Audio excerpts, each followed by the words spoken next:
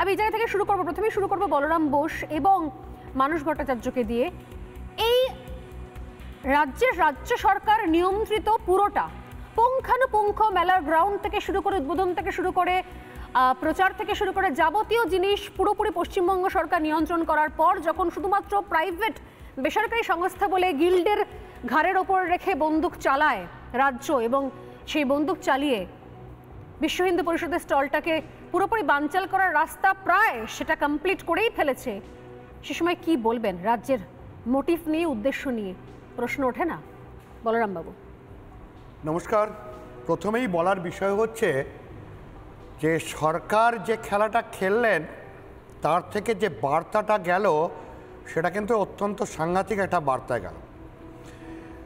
বিষয়টা এটাই যে সরকার এখানে একটা অদ্ভুত খেললেন, যেহেতু বাংলাদেশে স্টল দেওয়ার জায়গায় হয়নি এবার, সেই কারণে বিশ্ব হিন্দু পরিষদের স্টলকে বন্ধ করে কিছু লোকের কাছে বার্তা নিয়ে গেলেন, দেখো আমিও কিন্তু কাউকে স্টল দিইনি।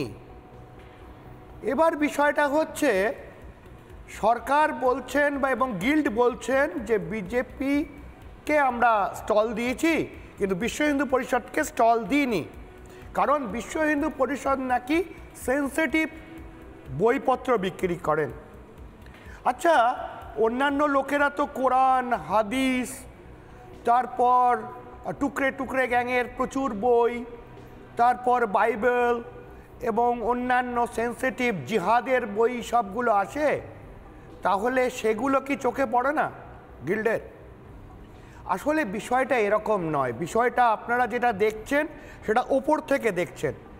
বিষয়টা এটাই যে হিন্দু সমাজের কাছে একটা বার্তা দেওয়া যে গেরুয়া মানে সাম্প্রদায়িক সন্ত্রাসবাদী, জয় শ্রীরাম বলাটা একটা যুদ্ধের ধ্বনি, কিন্তু অন্য কারুর কাছে অন্য কলগুলো অত্যন্ত নরম মিওনো পাপড়ের মতো।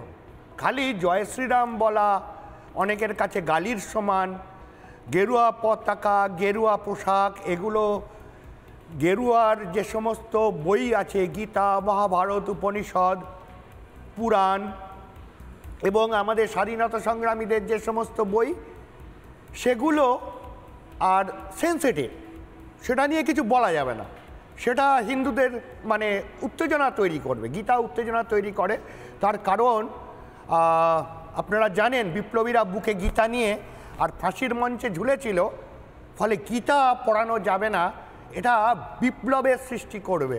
ফলে সরকারের অবস্থা কোনো জায়গায় টালমাটাল কন্ডিশনে যাবে, ফলে তাকে আটকাও। মানে কোথাও মনে হচ্ছে আপনার যেহেতু বাংলাদেশে স্টল দেওয়া যায়নি, তাই সরকার দেখালো যে আমার একটা ব্যালেন্স দেখো, আমার জায়গা থেকে আমি কতখানি নিরপেক্ষ, বাংলাদেশে স্টল যখন দিইনি যাতে কোনো রকমভাবে সেই সেন্টিমেন্ট আঘাতপ্রাপ্ত না হয়, তাই আমি কোনোভাবে ছলে বলে কৌশলে যেন কোনো প্রকারেণ আমি এই স্টলটাকেও আটকে দিলাম।